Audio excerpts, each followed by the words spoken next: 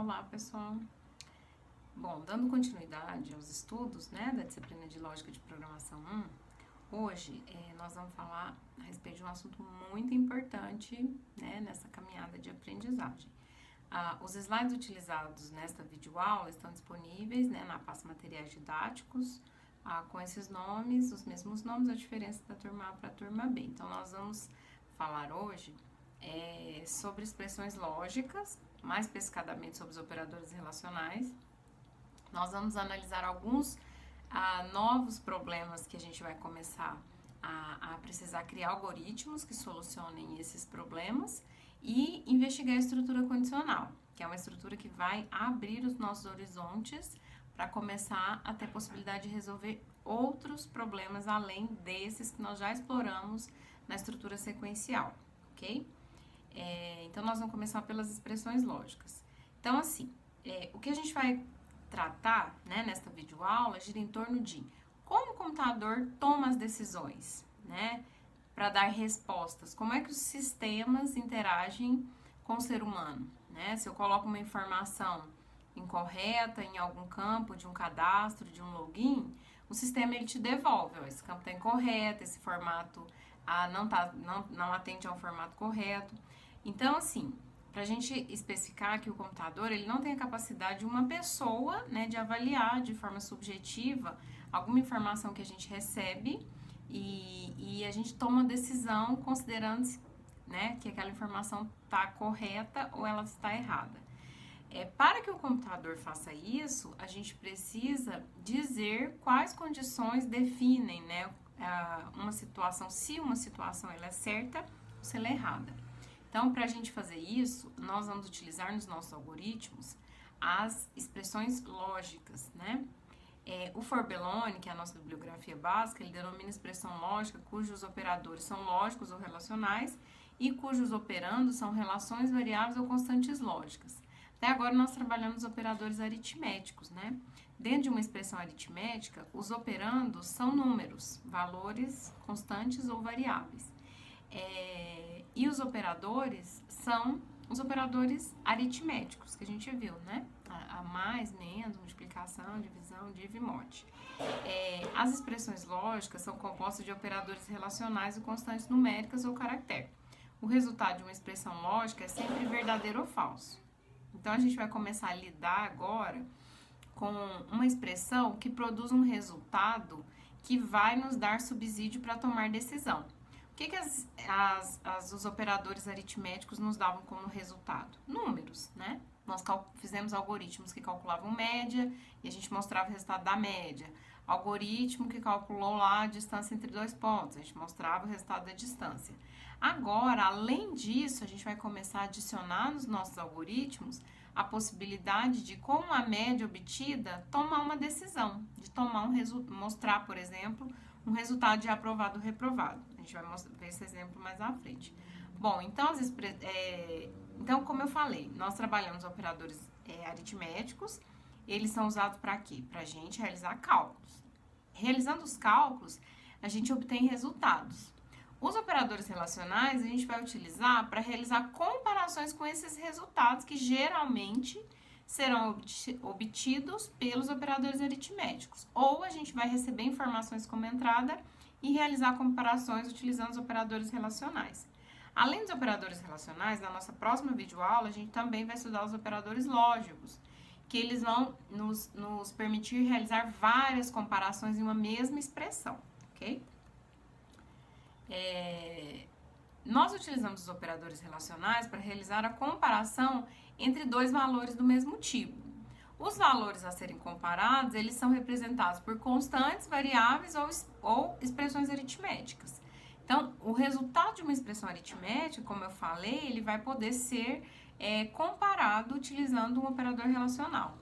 Então, o resultado de uma expressão relacional vai ser sempre um valor verdadeiro ou falso. Então, quando a gente realiza qualquer comparação, o resultado dessa comparação é um valor lógico, né? Um valor que só tem duas possibilidades, ou é verdadeira ou é falsa, ok?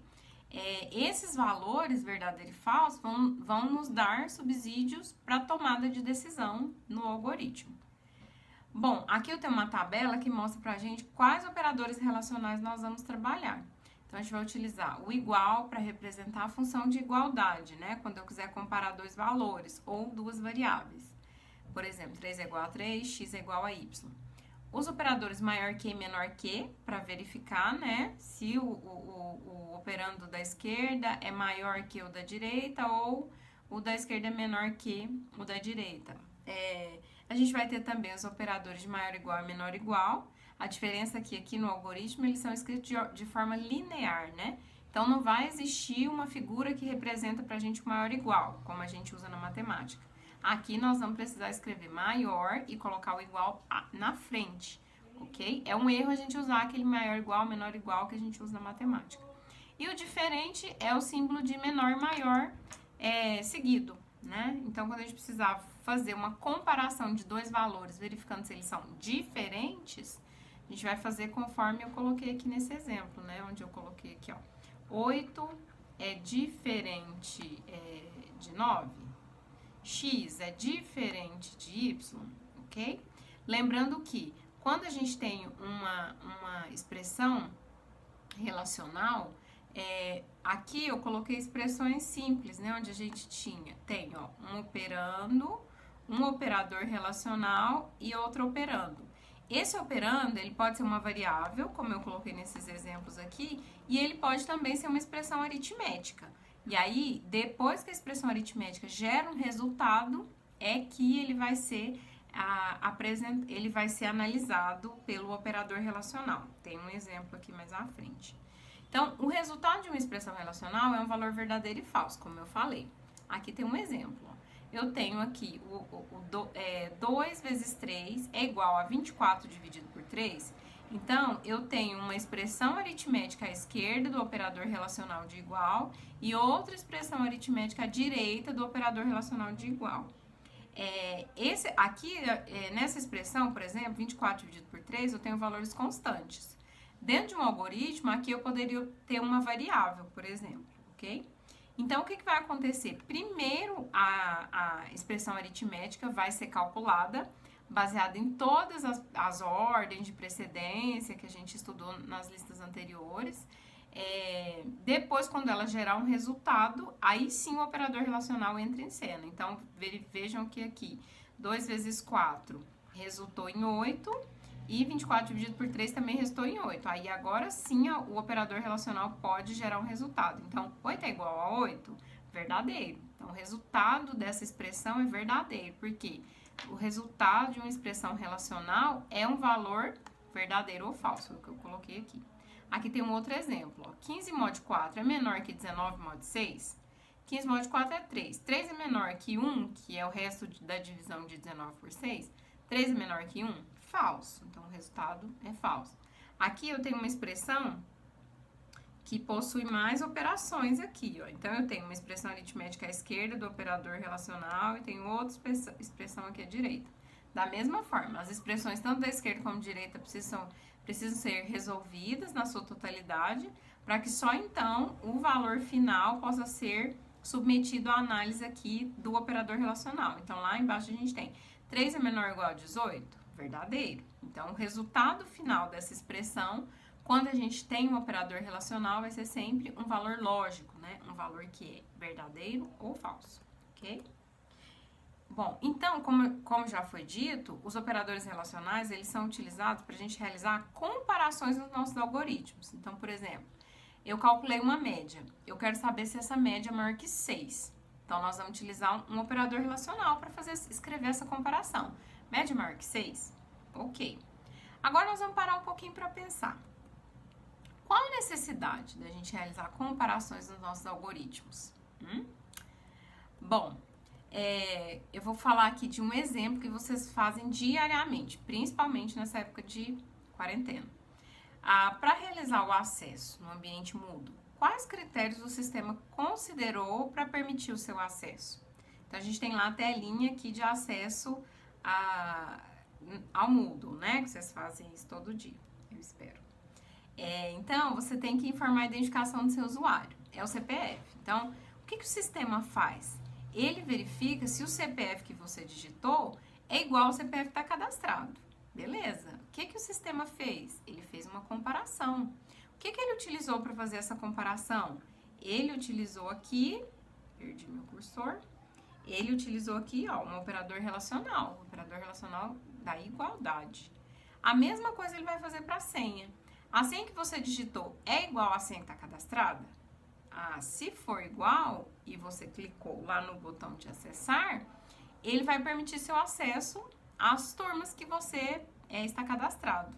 Então, percebam que os dois testes, nesse caso, precisaram ser verdadeiros para que o acesso fosse liberado. O que o sistema fez? Ele realizou em alguma parte do sistema uma comparação, que verificou se o seu usuário está igual ao usuário que está digitado e também se a sua senha está igual à senha que está cadastrada. É claro que no meio disso tem uma série de elementos que eu não vou trazer aqui para análise nesse momento. Eu só quero que vocês pensem nesse problema de que você informa algo para o sistema e o sistema consegue, de alguma maneira, identificar se aquilo que você informou está correto. Então, aqui a gente tem um exemplo de utilização dos operadores relacionais, né? E, além disso, a gente consegue enxergar essa questão do resultado ser verdadeiro ou falso, né? Porque aqui, o que ele vai permitir o seu acesso somente quando as duas comparações que ele realizar estiverem corretas. Caso contrário, se qualquer uma das duas for falsa, o sistema vai emitir uma mensagem para você, indicando se o seu CPF está incorreto ou se a sua senha está incorreta. Então, só para a gente lembrar aqui, o que o sistema interpreta? Os resultados. Os resultados de uma análise de uma expressão que utiliza operadores relacionais serão sempre valores verdadeiro ou falso, true ou falso, ok? Por quê? Porque é isso que o computador consegue analisar. Então, o computador ele é capaz de avaliar uma comparação e determinar se ela é verdadeira ou falsa, de acordo com o resultado que essa comparação vai gerar. Para isso, o computador utiliza operadores relacionais, né? Como nessa etapa de algoritmo a gente está treinando o nosso raciocínio, treinando o nosso cérebro a ter um pensamento computacional, né? É isso que a gente vai começar a escrever, produzir algoritmos que lá na frente vão se tornar programas de computadores e vão conseguir tomar decisões, né? Permitir ou não acessos, liberar ou não um saque, realizar uma série de operações.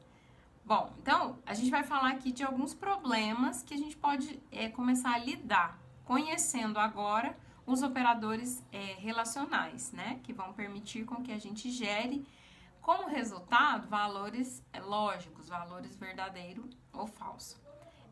Quando a gente, por exemplo, quando você digita uma senha errada em um site de banco, por exemplo, e o programa diz que a sua senha está errada, como é que o computador tomou essa decisão? Ele tomou essa decisão a partir de uma comparação que foi realizada, né? Então, aquela mensagem ali de senha incorreta. Porque você digitou uma senha e o sistema verificou. A senha digitada é igual à senha que está cadastrada?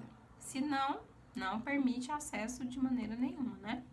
Quando você tenta, por exemplo, lá no caixa eletrônico, sacar um valor maior que o seu saldo no caixa, o que o computador ele faz? Ele vai emitir uma mensagem falando que o seu saldo é insuficiente, que ele não vai liberar aquele saque.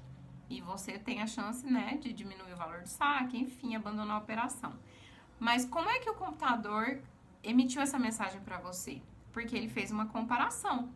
Ele verificou se o valor que você digitou era menor do que o saldo existente na sua conta.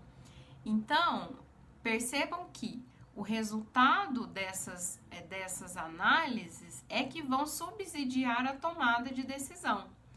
Quando é que o computador tomou a decisão de emitir aquela mensagem? Saldo do cartão insuficiente. Quando ele usou o resultado de uma análise, de uma expressão, né? Que era checar se o saldo é menor, se o valor do saque é menor que o saldo. Como é que a gente vai, então, tomar a decisão de acordo com o resultado de uma operação relacional, né? De acordo com esse valor verdadeiro ou falso? Então, nós vamos começar agora a trabalhar uma estrutura que nós chamamos de estrutura condicional.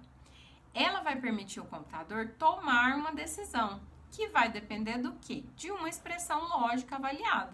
Então, nós vamos utilizar um operador relacional encontrar um valor lógico a partir da análise, né, da aplicação desse operador relacional, e aí vai entrar em cena agora uma estrutura que nós chamamos de estrutura condicional. Essa estrutura, ela é uma estrutura extremamente inteligente, mas ela só vai obedecer a comandos verdadeiro ou falso. Como é que essa estrutura condicional vai tomar a decisão? Se verdadeiro, a decisão é positiva. Se falso, a decisão é negativa. Então, por isso da importância da gente saber escrever expressões que geram valores que são true or false, né? Verdadeiro ou falso, ok? Bom, então nós chegamos agora na videoaula no ponto que eu queria, desde o início, que é mostrar para vocês a estrutura condicional. Essa estrutura condicional, então nós já estudamos a estrutura sequencial, em que nós tínhamos uma série de comandos sequenciais, todos eram executados dentro do programa, dentro do algoritmo. Agora a gente vai construir um algoritmo em que blocos de comando dentro desse algoritmo podem não ser executados. Dependendo do quê? Dependendo da expressão lógica, né, que for analisada. Dependendo dos operadores lógicos dos operadores relacionais que você utilizar para fazer a comparação, que vai gerar um resultado verdadeiro ou falso, e esse resultado é que vai indicar qual tomada de decisão será realizada pela estrutura condicional. Então, nós vamos estudar hoje, né, estudar nesta videoaula, dois tipos de estrutura condicional. A estrutura condicional simples e a estrutura condicional composta. Então, esse é o aprendizado inicial que a gente precisa para descobrir uma série de coisas que virão depois, ok? Bom, então a estrutura condicional ela é muito importante em programação de computadores, porque ela permite ao algoritmo, né, ao computador, executar um ou mais comandos somente se uma condição for verdadeira ou se essa condição não for verdadeira, né, se ela for falsa, ok? Então, a partir de agora, a gente vai fazer algoritmos que são capazes de tomar decisões. Até agora, os nossos algoritmos mostravam a mesma saída, claro que com valores diferentes, mas a execução do algoritmo era sempre a mesma. Agora, o que vai acontecer? De acordo com os dados de entrada, de acordo com os dados calculados, o nosso algoritmo vai poder mostrar saídas diferentes de acordo com as entradas ou com os valores calculados, ok? Bom, então, quando a gente começa a estudar a estrutura condicional, a gente começa a fazer o nosso algoritmo tomar decisões que nós, seres humanos, tomamos muito diariamente, né? Geralmente, você tem duas ou mais alternativas, dois ou mais caminhos a seguir no momento em que a gente precisa tomar uma decisão, né? No momento que a gente acorda, a gente começa a tomar decisões, né? Por exemplo, se eu vou realizar ações que ao final do dia vão me deixar satisfeito com a minha produção, ou se eu vou realizar ações que não vão contribuir em nada, né, para minha atividade. Vocês viram que esse exemplo que eu citei é um exemplo bem subjetivo. Quando a gente trabalhar aqui no algoritmo, nós vamos trabalhar problemas que não trazem nenhuma subjetividade, porque a gente precisa de ações que vão gerar resultados verdadeiro e falso. A gente não vai analisar situações em que a gente tenha verdadeiro e falso e talvez alguma coisa no meio. Não. A gente sempre vai produzir ou uma situação, um resultado que foi gerado a partir de uma análise positiva ou outro resultado que foi gerado a partir de uma análise negativa que foi realizada, ok? Bom, então, como na nossa bibliografia básica, o Forbellone, ele chama a estrutura condicional de estrutura de seleção. Então, eu vou adotar esse nome a partir de agora. Mas a gente pode chamar tanto de estrutura condicional como de estrutura de seleção, ok? A estrutura de seleção, ela permite a escolha de um grupo de ações a ser executado quando determinadas condições representadas por expressões lógicas ou relacionais são ou não satisfeitas. Então, agora a gente vai ter blocos de comandos que podem ser executados ou não podem ser executados durante a execução dos comandos pertencentes ao algoritmo, ok? Eu vou mostrar primeiro o modelo da estrutura de seleção simples. Então, quando a gente precisa testar uma certa condição antes de executar uma ação, a gente usa uma seleção simples. A seleção simples, ela vai ser usada quando a gente só tem uma saída a ser mostrada, né? Então, eu quero fazer um teste, mas eu vou mostrar uma resposta só em casos em que aquele teste for positivo, por exemplo. A estrutura de seleção, a estrutura condicional, é essa estrutura em que a gente tem o comando se. O fundo do meu slide é branco e eu perco o cursor. Achei. Então, o comando se, ele é o comando de seleção. É o comando da estrutura condicional que eu estou falando. É sobre ele que eu estou falando. Então, nós vamos adicionar agora nos nossos algoritmos o comando se. Qual vai ser a finalidade do comando se? Tomar decisões. O comando se, ele vai tomar decisões baseado em quê? Baseado em comparações que nós vamos incluir aqui, obrigatoriamente, entre parênteses, na frente do comando se. Então, se eu quero saber se a média é maior que 6, aqui dentro dos parênteses eu vou escrever média, né, que é a variável, colocar o operador de maior, operador relacional maior, e colocar o 6. Então, essa comparação, ela vai gerar um resultado que é verdadeiro ou falso. O comando se obedece se verdadeiro.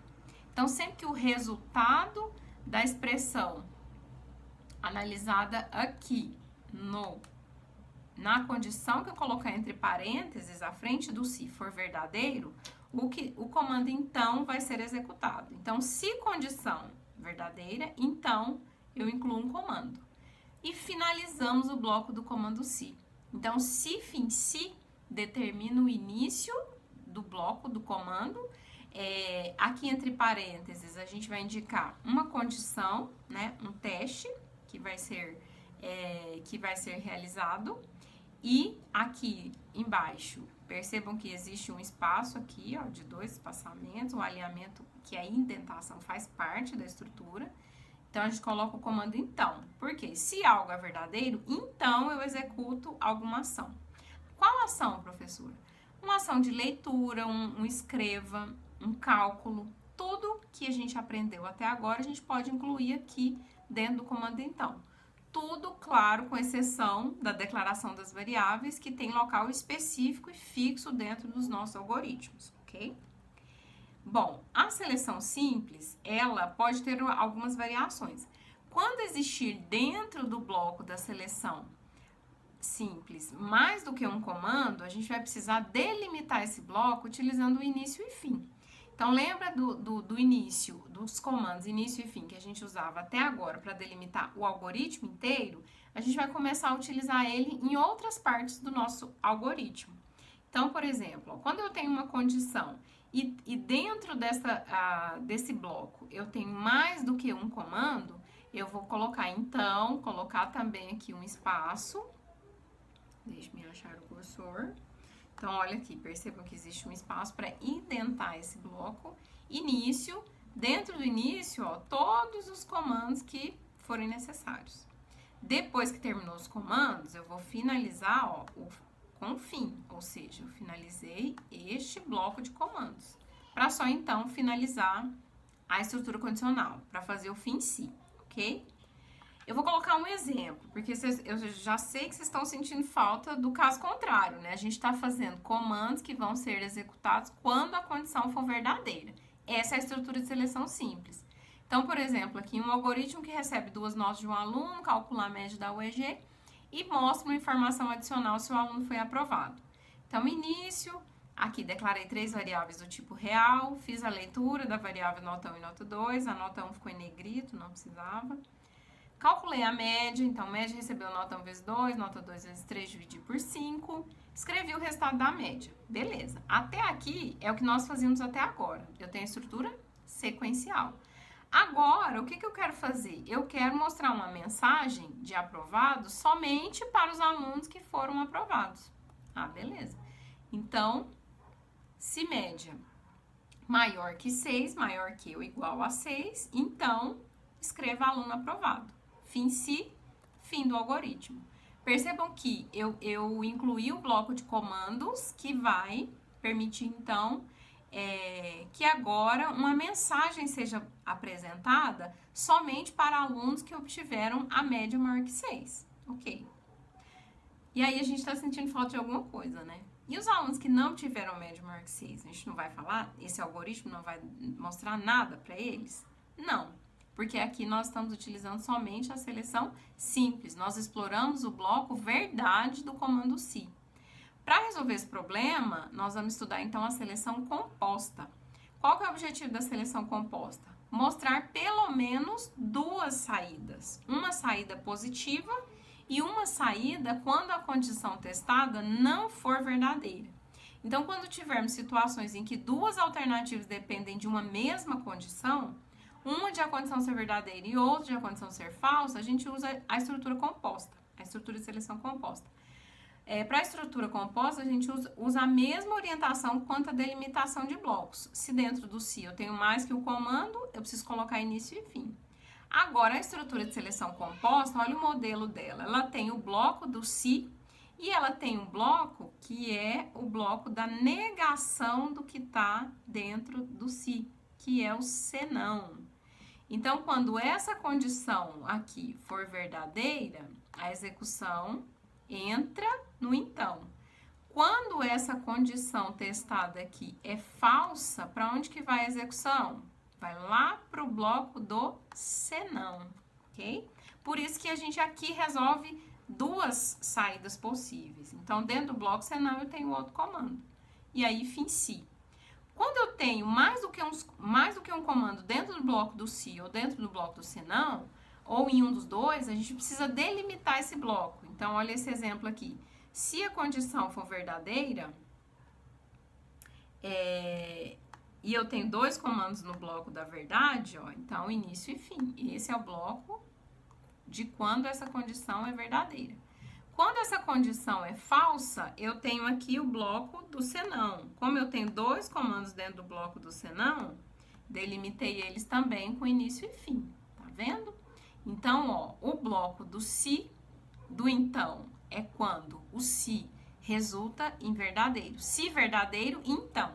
Se falso, senão. Então, toda vez que o SI, a condição testada no SI, resultar em o resultado final dela for falso, tudo que está dentro do bloco do então é ignorado. E somente o que está dentro do bloco do senão vai ser executado, ok? E nós vamos treinar bastante isso daqui. Nesse exemplo 2, agora sim nós vamos mostrar uma mensagem também para os alunos que foram reprovados.